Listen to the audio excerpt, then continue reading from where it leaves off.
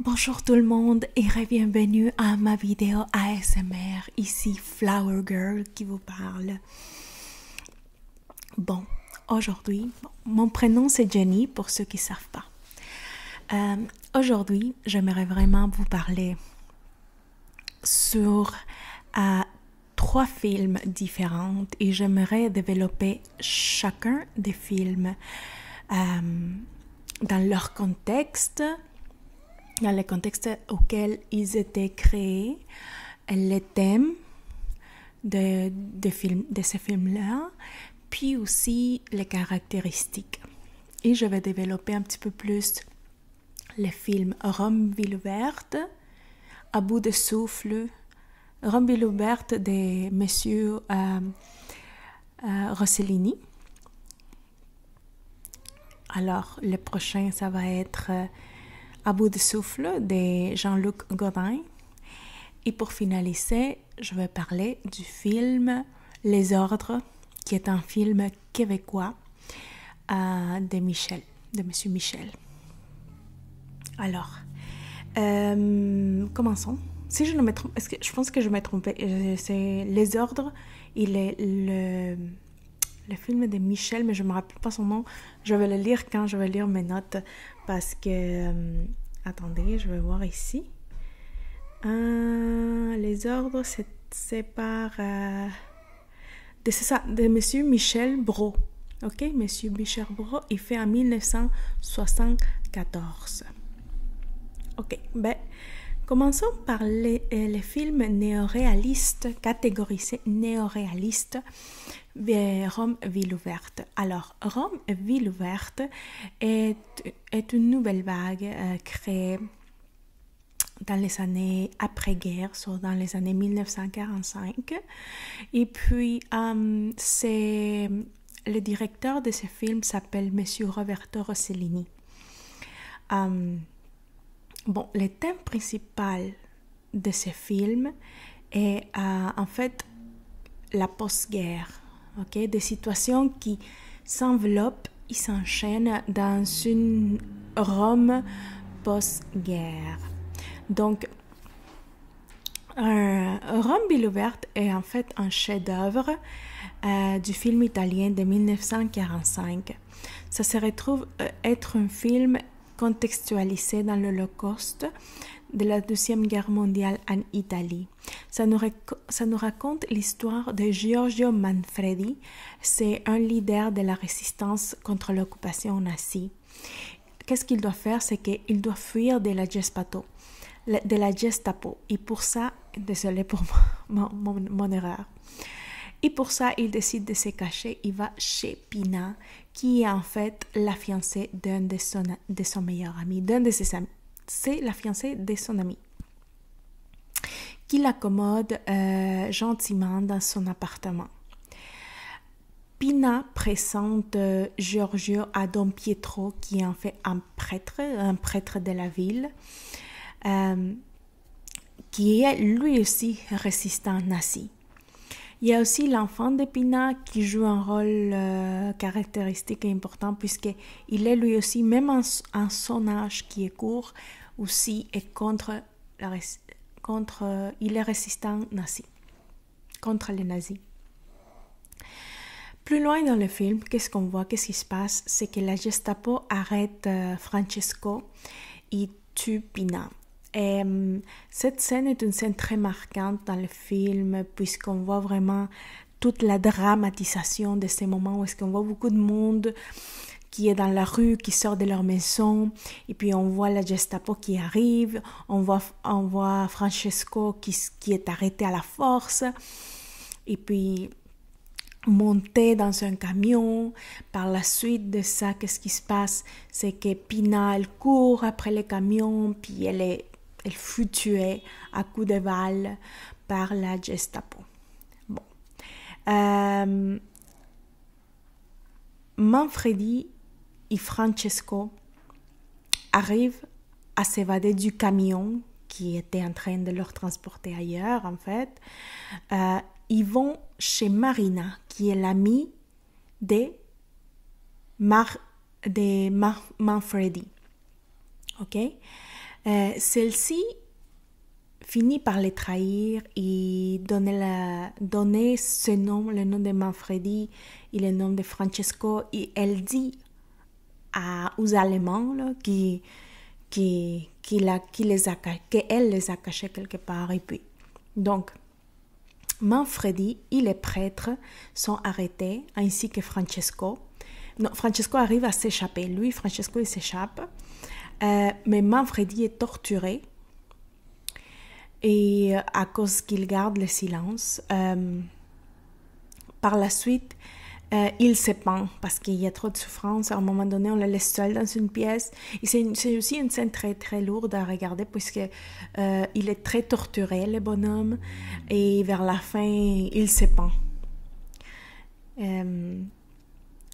Le curé fut fusillé aussi devant les enfants de l'église là les enfants furent témoins de l'assassinat du curé. Ok.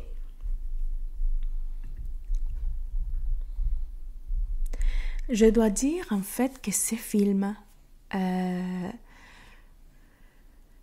est un film qui a été tourné avec très peu de moyens. Seulement les acteurs principaux étaient les vrais acteurs. Les autres étaient des figurants payés et d'autres qui étaient là juste pour être dans le film. Surtout les gens qui se trouvaient dans la rue, tout ce monde-là n'était pas payé.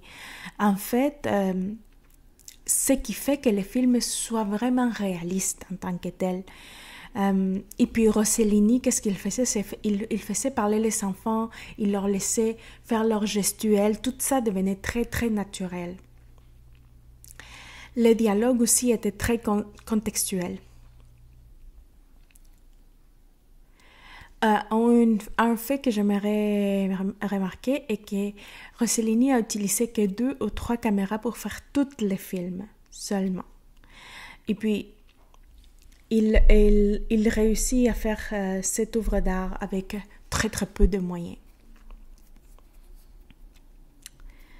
Ok. Bien, quelque chose qui ressort, une particularité du film en fait, c'est que ce film fut enregistré dans un décor post-guerre, avec un dialogue pas trop précis, mais avec des histoires marquantes. En fait, qu'est-ce qui se passe, c'est que Rossellini fait une chronique et une dénonciation morale sur les horreurs de la guerre. Avec ce film. Et puis, en termes cinématographiques, ce film a apporté de nouvelles façons d'enregistrer, en se servant des conditions précaires de production dans une Italie démolie par la guerre. Il y a beaucoup d'anecdotes à propos de ce film. Par exemple, le fait que Rossellini avait commencé à tourner avec l'argent emprunté et grâce à la vente de ses meubles, sans même avoir terminé d'écrire le scénario du film. Aussi, les lieux de tournage étant des églises, la rue, des endroits réels, des endroits où les gens habitaient en fait. Une autre caractéristique que je l'ai dit tout à l'heure, mais je voudrais la redire en fait, c'est que les dialogues étaient très improvisés. Et c'est justement pour ça qu'on appelle ces films néo-réalistes. En fait, ces films, si on l'analyse comme il faut, c'est la représentation de ce que de nos jours, on pourrait appeler un reportage ou un documentaire historique. Le film a été tourné juste quelques mois après les faits dont elle-même s'inspire.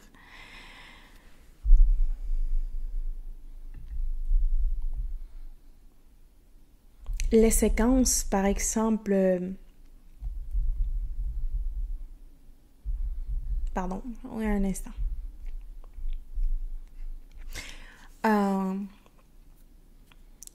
Les séquences de l'exécution du prêtre au milieu des enfants, la perquisition d'un quartier par la SS, la torture du résistant et la mort de l'héroïne sont inoubliables. C'est un film quand même cru à regarder. Ce qui me ramène à la dernière caractéristique,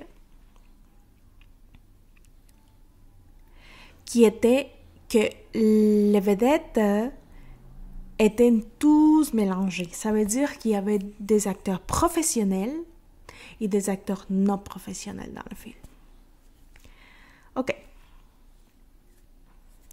Alors, ces mouvements, qu'est-ce qui diffère les mouvements néoréalistes du mouvement réaliste classique américain? Qu'est-ce qui se passe? C'est que le mouvement néoréalistique est témoin des événements marquants d'après-guerre. Toutefois, le réalisme américain représente la réalité elle-même. C'est-à-dire, c'est à cause de l'ensemble des thèmes traités de la guerre, c'est à cause de l'ensemble des thèmes traités de ce genre est appelé néo-réalisme. Qu'est-ce que je veux dire par là? Parce que là, je me suis mélangée. Mais qu'est-ce que je veux dire par là? C'est que les Italiens, là, qu'est-ce qui se passe? C'est qu'ils cherchaient à mettre un équilibre entre le bien et le mal. C'est ça leur représentation dans le film. Cette œuvre est considérée comme une pièce angulaire du néoréalisme italien. Bien que sa réception ait été très modeste, c'est aujourd'hui une des œuvres les plus essentielles de l'histoire du cinéma.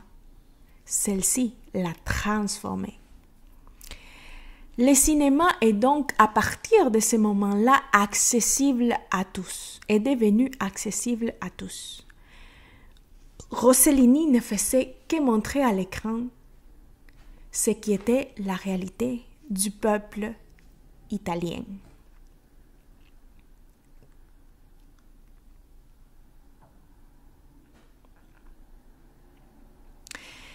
Les différences qu'on peut voir entre le réalisme, le néoréalisme et la forme du cinéma classique américain est que le cinéma américain d'après-guerre était également ancré et assujetti au réel de son présent. Contrairement au cinéma néoréaliste italien qui doit guérir les plaies laissées par les conflits de 1939 à 1945. Dans les films américains, qu'est-ce qu'on peut voir? C'est très bien le bien et le mal. Et pourquoi? Parce qu'on a un héros qui sert toujours à exterminer le mal. Mais aussi dans ce temps-là, un détail, c'est qu'on misait beaucoup dans les films hollywoodiens sur tout ce qui est les starlets d'Hollywood, l'argent, la montée d'une personne. Bon. Maintenant, je vais vous parler du film. Ah, et j'aimerais donner des références aussi parce que vous pouvez dire, oh oui, elle dit plein de choses, mais d'où est-ce qu'elle a pris tout ça? Ben, je ne l'ai pas pris de ma tête. J'ai lu. Et j'aimerais vous donner des références. Donc, il y a un document qui s'appelle Schneider, Roland, 1944 à 1951, le néoréalisme italien. Il y a aussi Crostom Martin, le réalisme au cinéma, néoréalisme italien et réalisme classique hollywoodien. Et donc, il y a ces deux documents que vous pouvez consulter sur Internet pour avoir une référence plus précise de ce que je vous ai en parlé. Alors maintenant, on va parler du film À bout de souffle. À bout de souffle. De Jean-Luc Godard de 1959. Bon, là, on s'en va dans les années fin 50, début 60. Bon, pourquoi on appelle ça la nouvelle vague française? La nouvelle vague française, c'est en fait des films qui ont été réalisés, écrits et filmés par des cinéphiles français. Un cinéphile, c'est quelqu'un qui adore regarder des films. Alors, une autre caractéristique qui distinguait ces jeunes directeurs, réalisateurs, était qu'ils étaient très jeunes, moins de 30 ans en fait. Et je parle ici de François Truffaut, Jean-Luc Godard et Agne Varda.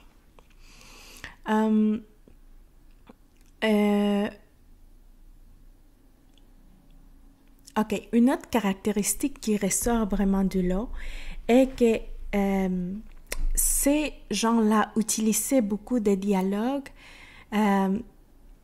des références déjà existantes dans d'autres films ou dans d'autres scènes artistiques. Ils copiaient en quelque sorte. Je ne veux pas utiliser le mot copier, mais c'était ça. Puis, dans la pellicule, dans leurs scènes, ils mettaient des images, des œuvres d'art, de peintres anciens, parce qu'ils aimaient faire ressortir l'art dans leurs films. Mais, cependant, ils écrivaient eux-mêmes leurs dialogues. Il n'y avait pas de script, il n'y avait pas quelqu'un qui était en train de créer un texte pour qu'ils les dirigent. C'est eux-mêmes qui écrivaient les textes, ils les dirigeaient par la suite.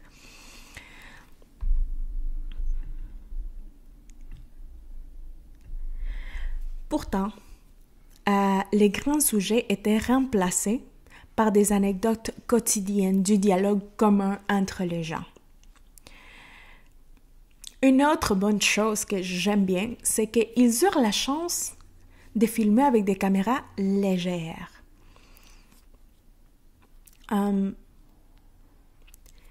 Et dont la pellicule, avec la pellicule dont la sensibilité permet de tourner à la lumière du jour. Pardon, j'ai fait une erreur. Donc, ce film abandonnait vraiment l'esthétique des studios hollywoodiens. C'était vraiment filmé à style un peu néo-réaliste parce qu'il était filmé dans la rue. On voit, si vous regardez le film, vous allez voir la Tour Eiffel, les Champs-Élysées, vraiment Paris dans son ensemble. Ok, maintenant, l'esthétique de ce film. Très important. Ok.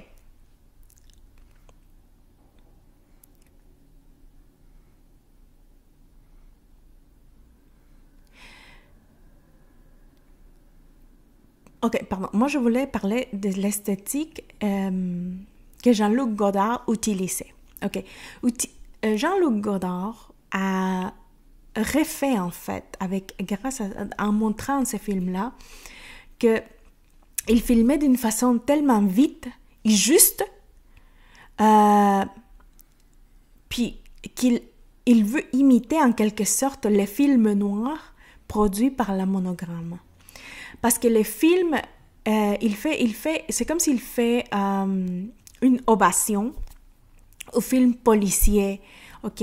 Parce que les films policiers, à ce temps-là, étaient enregistrés vraiment vite, tu sais, avec une vitesse où est-ce qu'on voit la voiture passer et tout ça. Mais lui, il voulait reproduire cette chose-là, mais avec les gens, avec leur visage, leurs paroles, leurs caractéristiques. Donc, par exemple, dans les films, vous pouvez le voir, les films, si vous le voulez, la fille, elle commence à dire « Oh, mais t'es comme ça, mais comme ça. » Puis lui, il répond « Oh oui, mais toi, t'es comme ci, comme ça et comme ça. » C'est comme un dialogue avec des images superposées une à côté de l'autre. Et ça crée vraiment un dialogue tellement dynamique c'est intéressant à voir. OK. Donc, une autre chose qui est une particularité de la personne qui a réalisé ce film, qui a dirigé ce film, c'est qu'il chaque matin, il se levait puis il faisait répéter aux acteurs les textes qu'il avait écrits à chaud. Ça veut dire qu'il écrivait puis il faisait répéter aux acteurs qu'est-ce qu'il écrivait la journée même. Donc, c'était un genre de film écrit à l'improviste. Comme je disais tout à l'heure, les raccords dans les films étaient une chose du passé. Maintenant, on pouvait créer un montage unique en soi. À bout de souffle, c'est vraiment un film vraiment avec un montage très, très, très, très dynamique. Et ça changeait vraiment de ce qui était monotone dans les films français. Ok, maintenant je vais vous décrire les personnages principaux. Michel est un homme qui fuit la justice. En fait, au début du film, on voit qu'il tue un motard et puis il s'échappe, puis il va à Paris. Il est donc recherché par la police.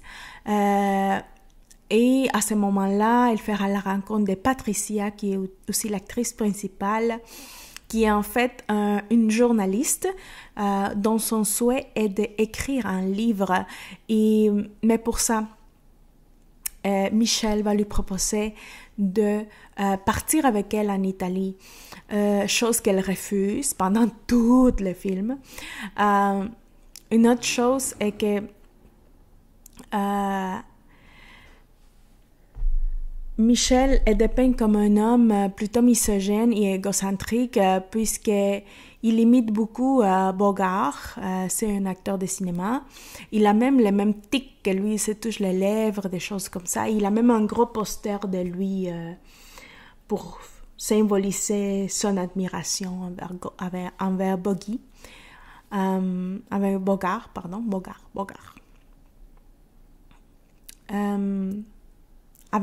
C'est pas Bogart, c'est Bogey.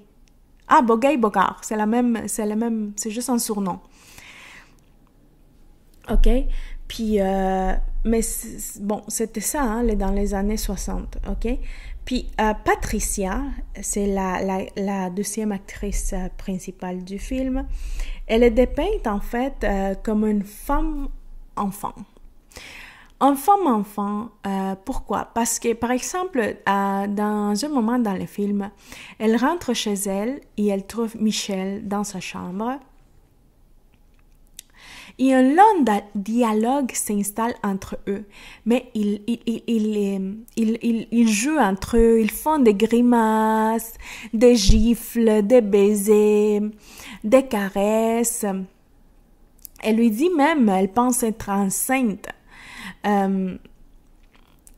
Donc, ils s'élèvent, ils s'habillent, ils s'embrassent, ils font l'amour, etc., etc. Donc, c'est très enfantin, leur vie, ok?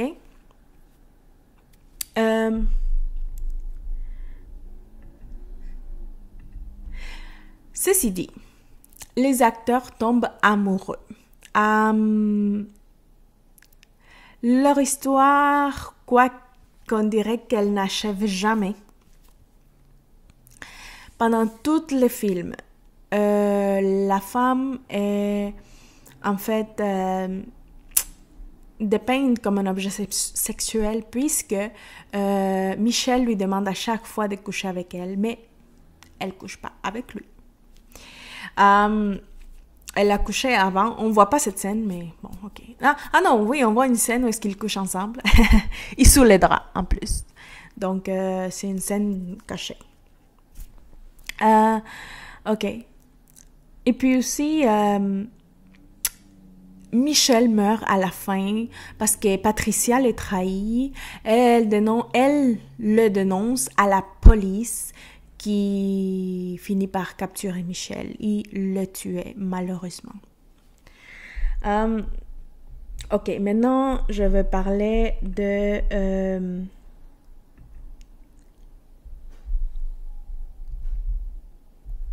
les rapports hommes et femmes en France dans les années 60 par rapport à ce film-là. Bon.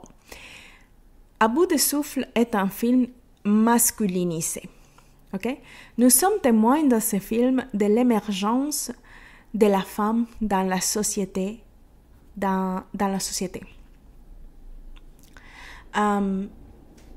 Okay, je veux juste dire que je suis très triste que Michel meure dans la fin du film.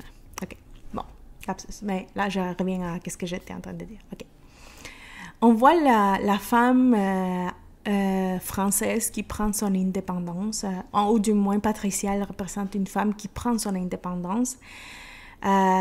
qui travaille, qui gagne de l'argent, qui veut même être famous, qui veut écrire un livre et être fameux, famous, comment dire, populaire. Par exemple, minute 18, elle rencontre un journaliste dans un café pour lui parler de son livre et elle l'embrasse même dans la voiture devant les gens. Il n'y a pas de problème.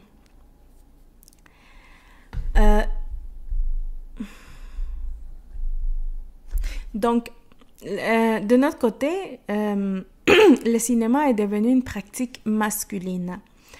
Dans ce film-là en particulier, Patricia, en fait, est une femme très désirée des hommes. On en a caractérisé un modèle très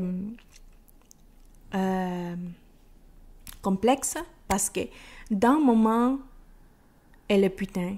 D'un autre moment, elle est cultivée. D'un autre moment, c'est un enfant. D'un autre moment, elle est une femme adulte. C'est tout le temps les contrastes. Donc, ça crée vraiment un être presque parfait parce que, bon. Et donc, ça marque vraiment dans la mémoire. En plus, son look avec les cheveux courts, puis son allure enfantin, très mince, mais très délicate, très, très femme aussi. Ça marque vraiment dans les yeux cette actrice-là.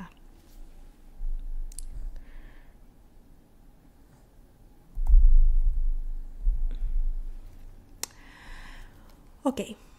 Un autre film. Ah, puis je vais vous donner les références de qu'est-ce que j'ai.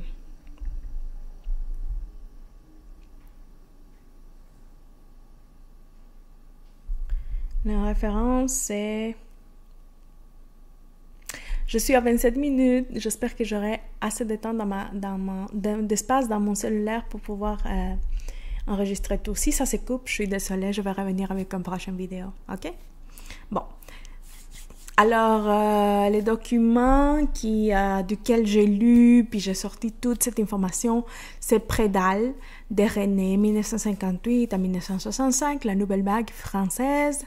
Et puis, il y a aussi Douin, Jean-Luc, 1989, Godard, entre guillemets, c'est écrit comme ça, je sais pas. Puis, L'Eminet de Noël, de Geneviève Solier, la nouvelle vague française au cinéma au masculin singulier. Et dernièrement, je vais m'en aller pour vous parler du film québécois qui s'appelle Les Ordres. Encore une fois, je vais vous répéter, par Michel Brault de 1974. Donc, qu'est-ce qu'on analyse ici? C'est la distanciation. La distanciation est un autre genre de film, ok? Bon, je vais vous parler premièrement qu'est-ce qui se passe dans le film, ok? Ok, dans le film, on a 5 acteurs. Hélène Loisel qui joue Marie Boudreau. On a aussi... elle est femme au foyer avec trois filles. Nous pouvons aussi voir Jean Lapointe qui joue Clermont Boudreau, qui est l'époux de Marie Boudreau. Lui, il est travailleur dans une usine, mais il est suspendu indéfinitivement. Il y a aussi Guy Provost qui joue le docteur Jean-Marie Beauchemin. Lui, il est médecin. Il se charge de soigner les personnes démunies. Et il vit avec sa femme qui est enceinte. Il y a aussi Claude Gauthier qui joue le rôle de Richard Lavoie, qui est un père de famille au foyer chômeur avec 3 enfants. Et pour finaliser, avec 2 enfants, je pense. Il y en a 2 enfants. Et pour finaliser, il y a Louise Forestier. Oh, je me trompe peut-être. Écoutez, je suis pas... Il faut regarder le film. Ok. Puis la dernière, c'est Louise Forestier qui joue le rôle de Claudette Dussault, qui est une travailleuse sociale impliquée dans sa communauté. Impliquée à travailler pour sa communauté, ok? Bon, tous ces personnages, en fait, viennent de milieux différents, mais ils ont quelque chose en commun, c'est leur arrestation pour être des suspects d'être ou de faire partie d'un groupe terroriste qui a eu lieu dans les années 70. Ça veut dire que dans les années 70, il y a eu un mandat de il y a eu des gens arrêtés en fait parce qu'on leur accusait de faire partie de ces groupes terroristes. OK? Et cet événement s'appelle la crise d'octobre. Dans ces films, qu'est-ce qu'on peut voir? C'est la souffrance, en fait, de ces gens-là, de ces 5 personnages, avant, pendant, durant et même après leur incarcération. Par exemple, il y a Richard Lavoie, le père de famille qui a dû quitter à l'improviste sa demeure. Il eut à peine le temps d'appeler sa conjointe pour lui dire de venir... c'est ça. Pour lui appeler sa conjointe pour lui dire de venir prendre les enfants en charge. Puisque lui, c'est la police qui l'arrêtait et l'amenait en incarcération. Un autre exemple, il y a Clermont qui perd son père durant son incarcération. Il eut à peine le temps, le droit d'aller dans ses funérailles. Il n'a pas eu le droit, en fait, d'aller voir son père quand il était à l'hôpital. Donc, c'est des événements marquants quand même. On peut dire ça comme ça dans le film. OK. Du côté des femmes, elles subissent vraiment de l'humiliation. Elles sont traitées comme moins que rien. Elles s'habillent avec des vêtements simples. On ne leur donne pas le droit de la parole nécessairement. Elles peuvent parler, mais on ne leur dit pas pourquoi elles sont là. Donc, le destin de nos 5 personnages se croise dans cette mêlée d'incarcération pour le film de M. Michel Brault. Et un fait particulier, c'est qu'ils s'appuient les uns les autres dans des moments plutôt difficiles entre eux. En fait, ce film est le témoignage de l'impact de la mesure de guerre sur la population en général. OK? OK, maintenant, je vais vous parler justement du procédé de distanciation. Pourquoi ce film ressort du lot des autres? Qu'est-ce qui se passe? C'est que on mise pas sur un seul personnage. Dans les films, on mise sur 5 personnages, ce qui permet à le spectateur, comme moi par exemple, de pas me figer sur de pas m'identifier à un seul personnage, mais bien de suivre l'histoire des différentes personnes et puis rester loin du film. Comme quoi ce film pourrait passer par un documentaire. Mais pourquoi il n'est pas un documentaire? Parce que ce sont des acteurs. Et pour les documentaires, évidemment, un documentaire veut dire quelque chose de réel, chose qui en fait ici, on représente la réalité. On n'est pas en train d'enregistrer exactement des faits réels, mais bien représenter des faits réels.